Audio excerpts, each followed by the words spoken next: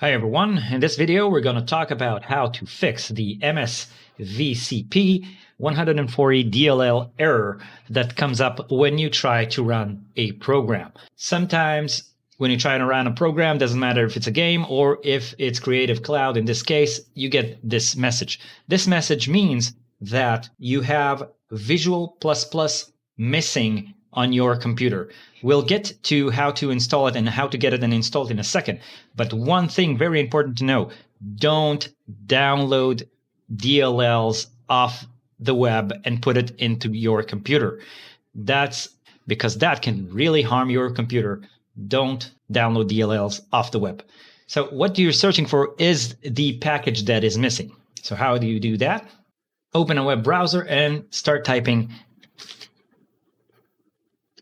Visual++ redistributable. So once this comes up, click the first one. And now you have three options to choose from, which one you download. To know that, go here and type your system. Click on this. A window will open with your system information. And it will be listed here which version you need. So once you're in this page, 64 would be the correct version for me. I'll download that version and start the installation process.